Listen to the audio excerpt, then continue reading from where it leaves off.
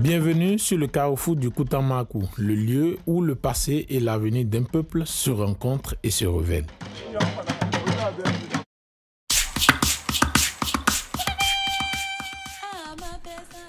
Mesdames et messieurs, salut et bienvenue à nouveau. Je rappelle que nous poursuivons notre série d'épisodes avec Noël Kumba-Kusei. Après l'épisode précédent, que je vous invite d'ailleurs à écouter ou à réécouter, qui portait sur l'origine du peuple Otamari, il m'est paru nécessaire de jeter un regard sur l'avenir de notre communauté. Un proverbe chinois dira que comprendre le passé, c'est mieux se diriger vers l'avenir. C'est donc à cet exercice prospectif que va se livrer notre invité, lui qui a non seulement travaillé sur l'histoire de notre communauté, mais qui l'a aussi impacté d'une manière ou d'une autre.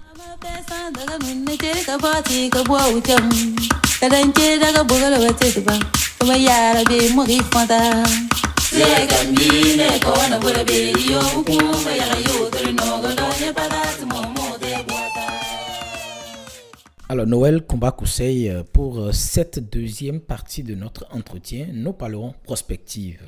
Vous qui êtes historien et qui avez travaillé sur l'histoire de la communauté Otamari, en plus d'en être d'ailleurs une des figures importantes, quel regard portez-vous sur l'avenir de ce peuple? La communauté Otamari, ou si tu veux, Batama et Tamberma, je pense qu'il y a beaucoup d'espoir pour ce peuple-là.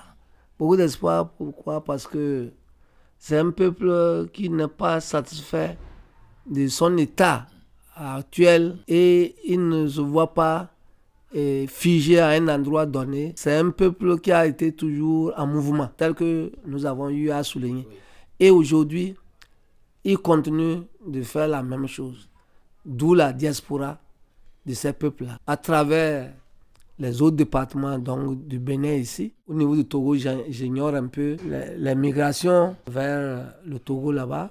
Mais ceux de Batamawa ou Betamarebe, donc du Bénin, on voit que les communes, disons les départements du Borgou, de l'Alboré, de la Donga, du Zou, des collines sont aujourd'hui peuplés de ces Batamara, avec leurs frères Ouama et autres, Berba, et Natemba et Berber, c'est-à-dire Nyende. Tous vont toujours ensemble, ils cohabitent, ils vont ensemble, ils s'entendent bien. Ils cohabitent et ils occupent, et la plupart sont des travailleurs, les travailleurs vraiment de ces régions qu'ils occupent. Et puis aujourd'hui, ils ne se satisfont pas. C'est le Nigeria. La plupart encore sont au Nigeria. Oui. Non-Nigeria, là, ils occupent. Et quand ils vont là-bas, c'est la terre, ça donne à la terre. C'est la terre. Ce sont des grands agriculteurs, des grands producteurs de maïs, de sorgho, de yam, de niébé, haricots, tout ça. Et puis, bon, au niveau du folio, dans nos régions, il reste à l'exporter aussi pour la culture ailleurs. Voilà. Donc, je me dis que il ne se contente pas de sa situation, de ses conditions actuelles. Il cherche à aller dans les conditions au meilleur, d'où les déplacements, les migrations là. Et je reviens sur ce que j'avais dit, ce qui fera que la diaspora apportera beaucoup à la communauté Tamari, c'est l'école.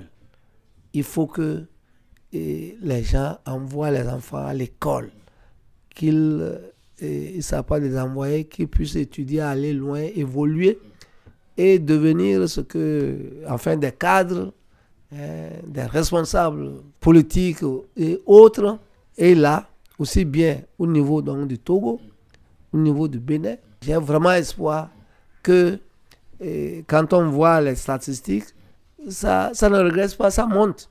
Ça monte en termes donc de cadres, des intellectuels, des gens qui sont issus de ce peuple-là, Otamari. Un peuple, comme on l'a dit, ingénieux, très ingénieux, d'où même, comme on l'a dit, le terme Otamari, là, c'est l'ingénieur, c'est celui qui construit avec de la terre pétrie. Donc, on peut dire que c'est un architecte déjà. C'est quelqu'un qui construit, un maçon, hein, un ingénieur. Donc, qui construit avec de la terre petite, ce qui nous a donné les tatas que vous voyez là. Et qui, déjà, ces tatas est classé au patrimoine de l'UNESCO. Vous voyez, et grâce à nos frères Tamberba du Togo, et aujourd'hui, l'extension du patrimoine là, de ce patrimoine de l'UNESCO, c'est au Bénin actuel. Voilà, c'est ce qu'ils pensent et qu'on devra susciter beaucoup donc, de chercheurs pour approfondir ces recherches-là, mais aussi que beaucoup de gens aillent aussi dans le domaine scientifique et technique pour mériter vraiment le titre d'ingénieur. Donc on ne doit pas rester comme des simples maçons et autres là. Il faut maintenant qu'on apporte, qu'on améliore. Et ce n'est pas l'école, c'est les études et autres là qu'on aura des véritables ingénieurs, architectes et qui pourraient vraiment améliorer notre habitat. Voilà ce que je peux dire. Alors, vous venez d'imager un schéma d'espoir sur l'avenir de la communauté. Et il n'y a aucun doute sur le fait que la génération actuelle devra jouer un rôle déterminant. Alors, vous qui la connaissez, vous qui la côtoyez, quelle appréciation faites-vous d'elle aujourd'hui? Ils sont assez dynamiques, ils sont assez entrepreneurs, chacun s'essaye, ils font ce qu'ils peuvent. Et ils n'ont pas connu les bonnes conditions comme nous. Et ça dit, nous, quand on finissait les études, on nous a la possibilité de non seulement étudier les bourses, mais on avait les bourses pour étudier soit au Bénin ou ailleurs, mais aussi les formations, on a eu des formations. Et quand on finissait les études, non seulement dans un passé déjà récent, vous étiez automatiquement recruté, envoyé à la fonction publique et tout ça, mais c'est révolu. C'est plus le cas aujourd'hui, vous voyez, les conditions sont différentes. Les jeunes doivent se battre eux-mêmes. Certains arrivent à se hisser, à trouver leur chemin, à passer des concours, des tests pour être classés ailleurs. D'autres sont à leur propre compte et on doit encourager aussi cela pour qu'on puisse surtout lever beaucoup d'entrepreneurs, entrepreneurs dans tous les domaines. Les entrepreneurs économiques, entrepreneurs sociaux, entrepreneurs en tout cas. Et là, c'est ça qui peut réellement apporter des ressources, des richesses dans notre pays.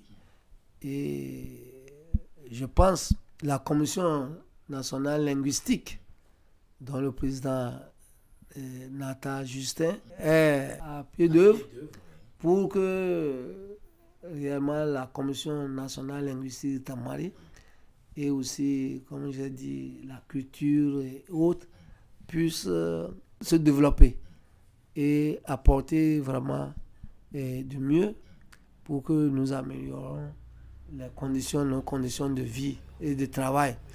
Donc le chemin est long. Je pense que les jeunes sont assez déterminants. Certains, vraiment, il faut leur tirer le chapeau. Ils se battent pour vivre ou survivre.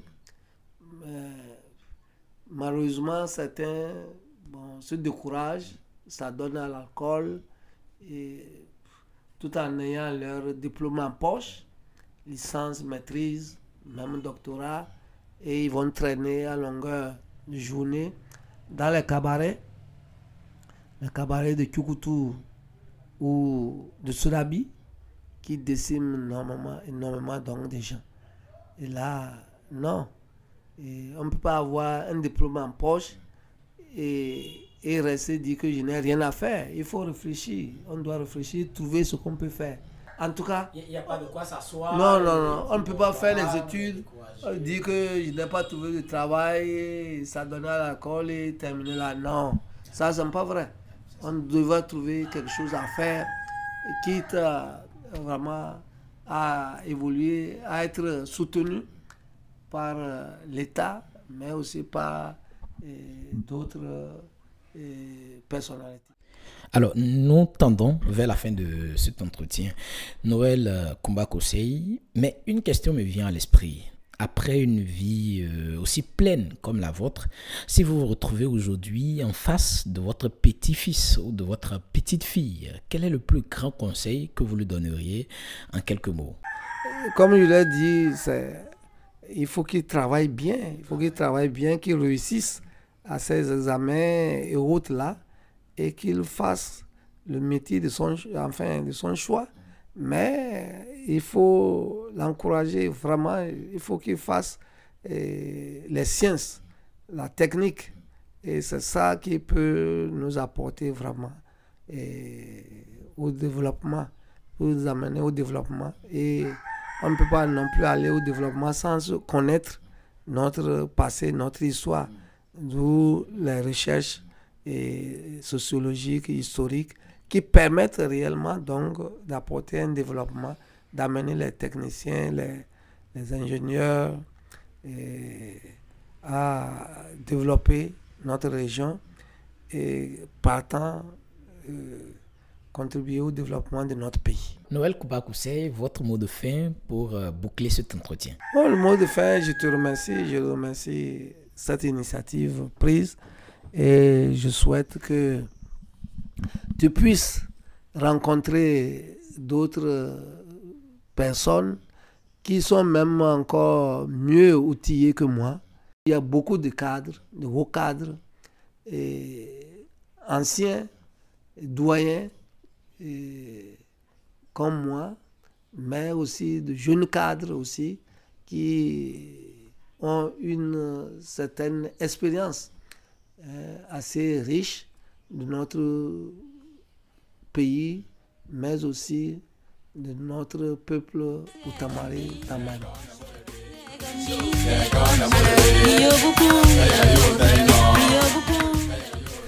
Noël Koumba-Kosei, merci beaucoup. Merci pour votre disponibilité et surtout pour avoir partagé autant d'informations et de connaissances avec nous.